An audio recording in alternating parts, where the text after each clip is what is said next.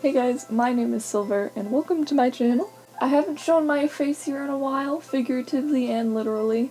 I wanted to try something different for this video. I didn't want it to just kind of be for Webkinz fans and KinzTubers. I wanted it to be something anyone could watch, whether it be you're nostalgic for the toys or thinking about getting into collecting. So I thought a video with my face might better suit that sort of theme I'm going for. Today we are going to be talking about the new Webkinz release that happened this year, 2025, back in October. I'm going to give my review of the plushies, share my thoughts, and talk about what's to come, and kind of give just a rundown of basically the history of Webkinz plushies and why we are where we are. So if you're new here or you don't know me, my name is Silver. I'm currently 20 years old and I started collecting Webkinz when I was 6, I think. And I still collect because they are my passion, my little special interest.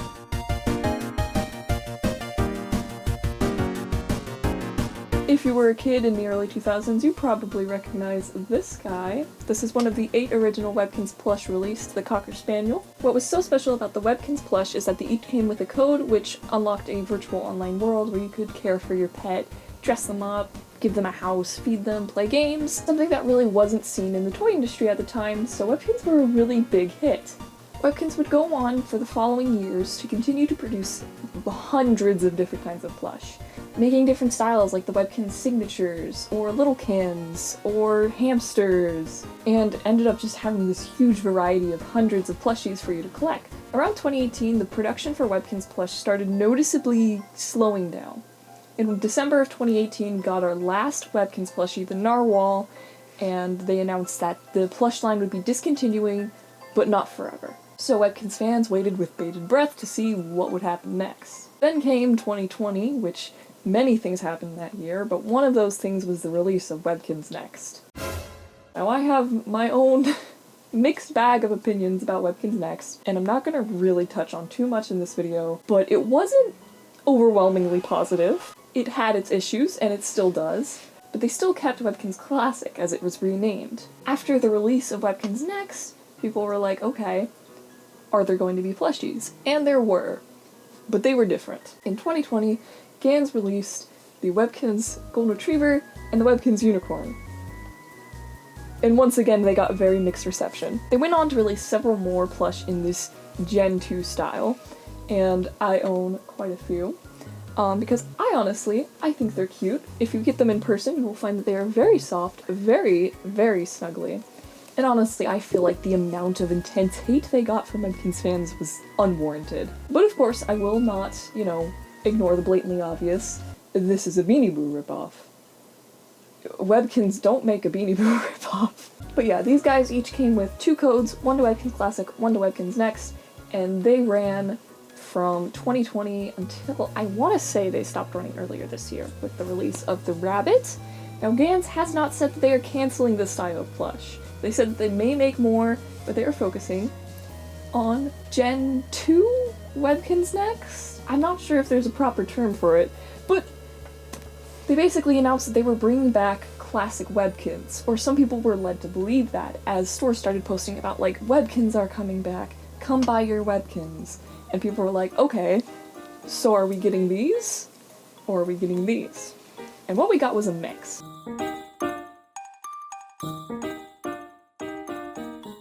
Mid-2025, Webkinz released a picture of their next 12 Webkinz pets. And boy do these guys look a lot better than the Beanie Boos. They are not exactly the classic Webkinz style, and I'm not talking about this, I'm talking about, sort of more of the later Webkinz plush that we were getting, because they didn't make plush that looked like this, like, after 2010, I think, or even, like, earlier. They stopped making the plush with the stringy fur and started making plush more like this. But they released new Webkinz plush only in stores this time, not online, which was kind of a big thing. I went up in Georgia in October, right around the release, and I was lucky enough to snag some from a gift shop while I was up there.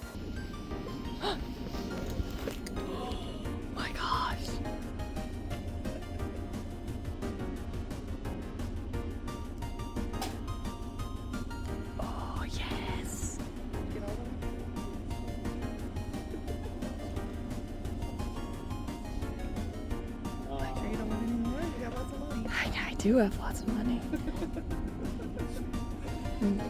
I got 5 of these goobers, whom I love very dearly. I got the cockapoo, I got the Bernese Mountain Dog, I got the tiger, the calico cat, and the German Shepherd. And they all have names based on my various hyperfixations, respectively. So, these plush, let's talk about them. We are so back.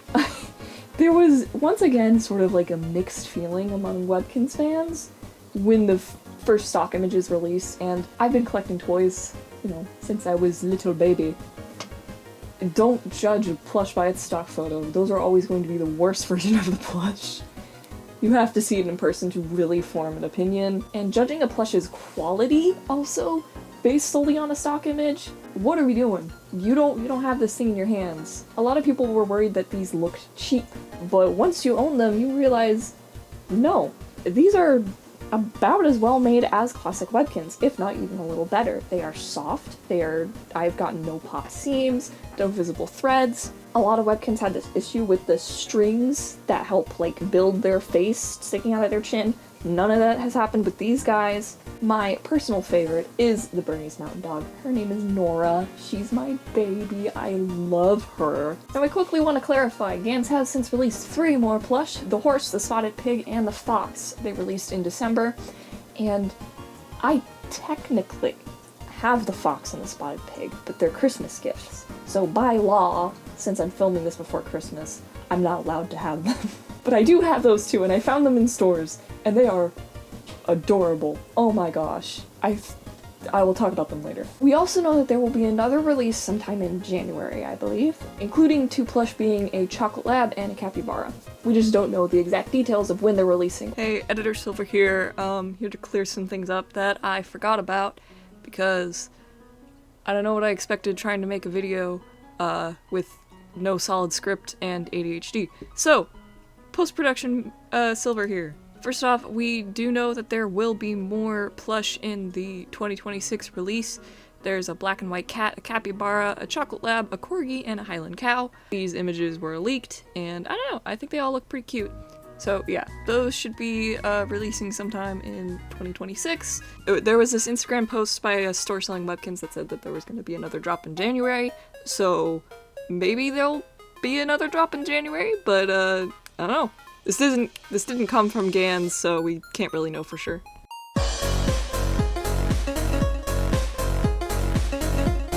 So a lot of people had gripes with plush sort of like the tiger, where she still has the sparkly eyes, kind of this weird small mouth, and a couple other plushies of the line had that. Same thing with the German Shepherd, who has these sparkly ears, and sort of funky thing going on with a massive forehead. I'm not sure why they made the design choice, but when I was doing my research for this video, I did notice something, and that comes down to the pet numbers or serial codes that you find on their tag. Each Webkinz pet has a different serial code or pet number, and they've had this since the original release. What I noticed is pets that had more of this hybrid look between classic and Webkinz Next plush were ones that had a number on the lower end, and the plush that looked more like classic plush had a number on the higher end. For all 12 original Webkinz plush released this year, we have the German Shepherd at 17, the koala at 18, the hippo at 19, the tiger at 20, the chihuahua at 22, the marble cat at 23, the cockapoo at 24, the Bernese at 25, the zebra at 26, the poodle at 27, the gecko at 28, and the meerkat at 29. That being said, I think when they were first designing these, they wanted sort of more of that mixed look of this new Webkinz style mixed with the classic Webkinz style. And that's why the earlier numbers look less like the Webkinz classic plush than the higher numbers. But as we could see as it went down the line, we got closer and closer and closer to the original Webkinz, with the gecko even being almost an exact copy of an existing Webkinz gecko plush. Then of course we got the release of the next 3 Webkinz plush, and I think that horse is, along with the gecko, the closest we have to the original classic style. So just food for thought. It was something I noticed. I think that over time they will shift more and more into this more classic look, because that feels like that's already what's happening.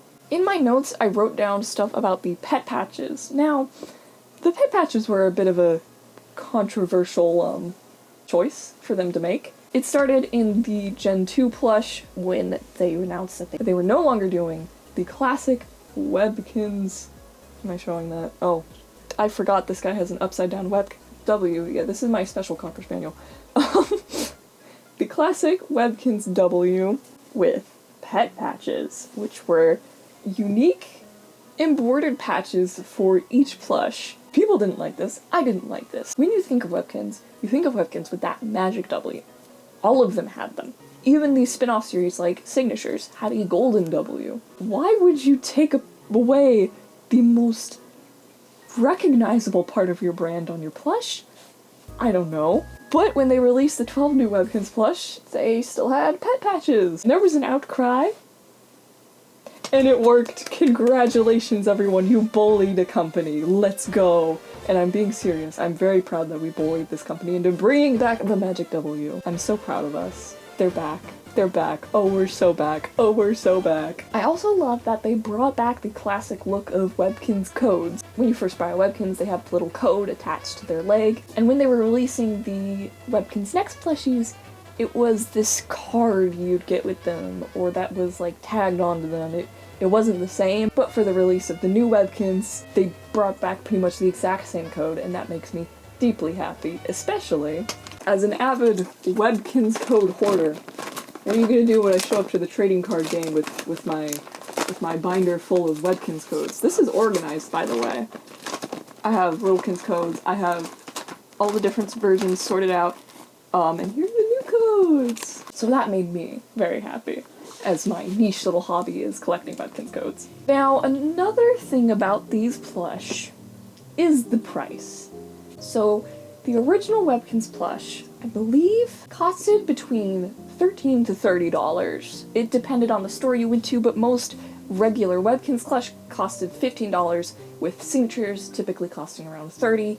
But it basically was like the higher quality signatures that ran for a couple years were $30, and regular Webkinz plush were $15 a piece. The new Webkinz have hiked up in price. When the first Gen 2 plush released, they were being sold for $30 on the Gans e-store, which, to be fair, included shipping. There was a brief time where they sold the first Gen 2 plush in stores, and I believe they were typically $20 at a Hallmark.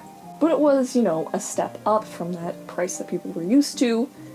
I don't want to get into the economy, because frankly, I don't know enough about the economy to touch on, you know, raised prices for anything. Pretty much all I know is that it's bad, especially in America, but I kind of like brushed it off. And to be fair, I was now no longer a child buying Webkinz, I was an adult still buying Webkinz with my adult money, as you should. But when the second wave of new gen plush released, the ones that we are talking about in this video, prices seemed to vary on where you were selling them, but they typically ranged between $25 to $40. I found my guys in the gift shop for $25 a piece, I believe, and I found the Fox and the Pig for $30, and I have some friends who bought theirs for $40. So again, it definitely depends on the store, what state you're in, all that stuff, but the price is not great.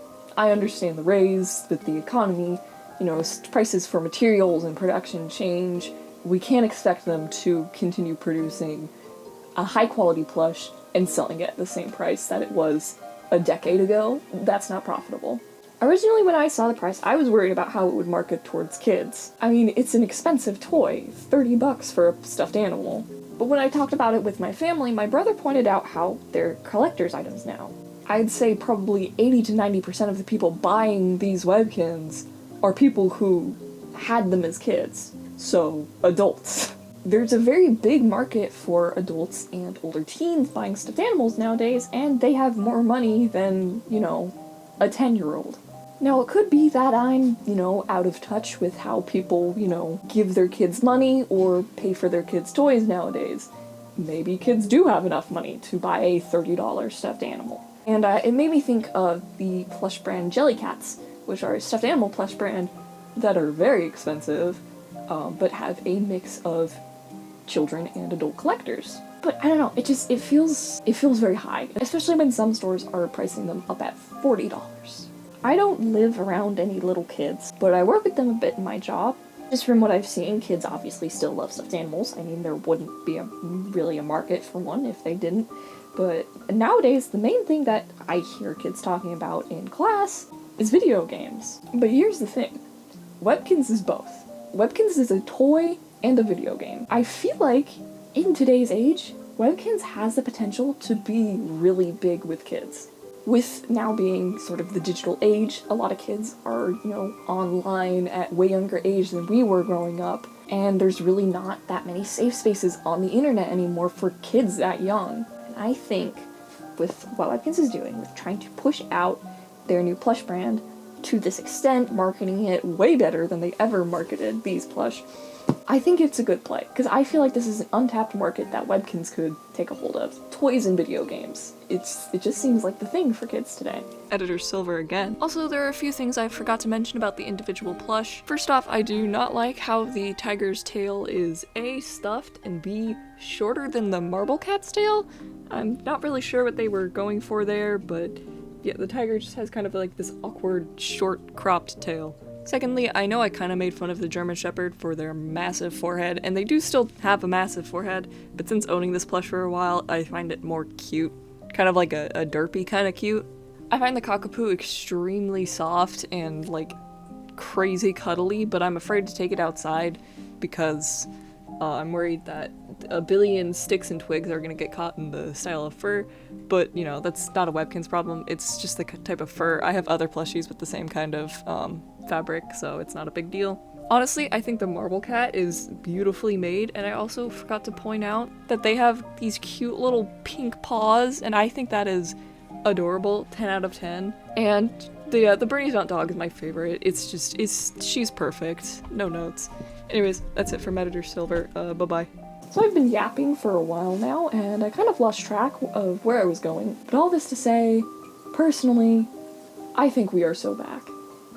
I think this is great for the Webkinz community, for new collectors, for people who just want to embrace some nostalgia and buy a Webkinz and go online and play this little world of escapism in this modern age of God knows what. It definitely has its issues, which I have stated in the video. I definitely don't believe Gans is, perfect and can do no wrong since they brought back my favorite plush toy. No, I will absolutely, talk smack about them. I'm not afraid to. Comment down below what you guys think of the new Webkinz plush, because I know I love them, I know a lot of my friends really like them, and I'm very excited to see what they're coming out with. Anyways, that's gonna be it today. If this video does well, maybe I will do more sort of informative content like this, because if there's one thing I love, it's yapping about my special interest. But yeah, thank you guys for watching. I hope you have a wonderful rest of your year, and yeah.